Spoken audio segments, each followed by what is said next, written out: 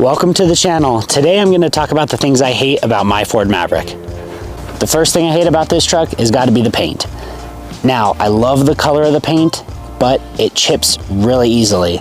I only have around 12,000 miles on this truck, and there's already about 4 or 5 small chips. They are small, but I can't imagine how it's going to look at 100,000 miles or 150,000 miles. So for that reason, that is one thing I really hate about this truck. The next item for me is got to be the garage door opener.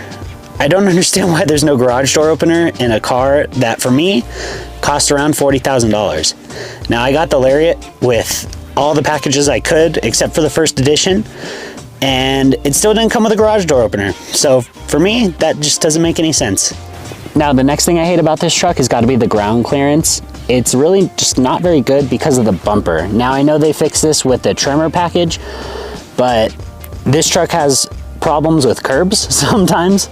So for me, that's just something I didn't expect with the Maverick. I know it's not going to be an off-road king or anything like that, but I thought at least it'd be able to get over some curbs without scraping the bottom of the bumper. The sun's now coming up, so sorry if the exposure's a little wild at this point in the video, but let's get on with it. Next thing I hate is the hood. Ford decided to go with a really thin aluminum hood, unlike most cars have steel hoods. And what that comes with is when you get to highway speeds, it's a little noisy. Now, I have my music loud, so that usually doesn't bother me, but you could see it shaking. And even going to the car wash, when the air goes to dry off your car, the middle will actually divot in. And for me, you know, you buy a premium truck, or at least I did, and the hood is caving in with just some wind.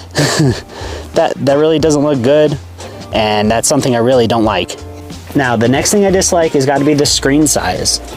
It's way smaller than it should be, especially with this little cubby that not really many people use. I have seen people put some phone holders in here, but other than that, it's not a very usable compartment.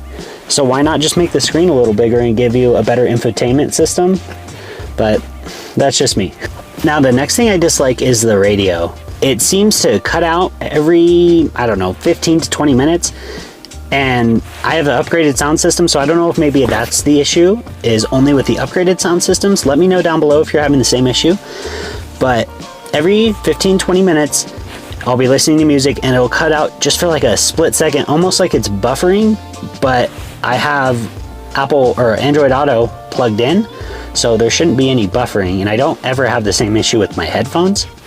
So I just don't understand what the issue is. I have talked to Ford and they aren't doing anything about it.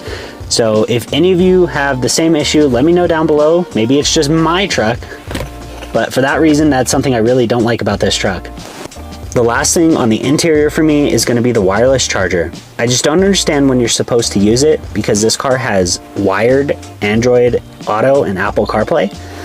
So if your phone's plugged in, there's no need for a wireless charger. And I've put my headphones on there before and they just kind of slide off because it's not sticky enough for the headphones to stay in place while driving.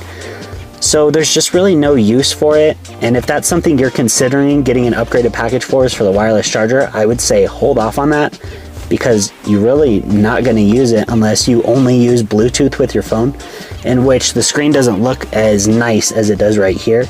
You know, you got your maps and your music. It's very easy. Now, without that plugged in, it's very bland and boring, and that's just no good. So for that, it's something I really hate about this truck. Those were the things I thought were noteworthy as far as what I hated about the truck. Now, I will be making a sister video of what I like about this truck, so stay tuned for that.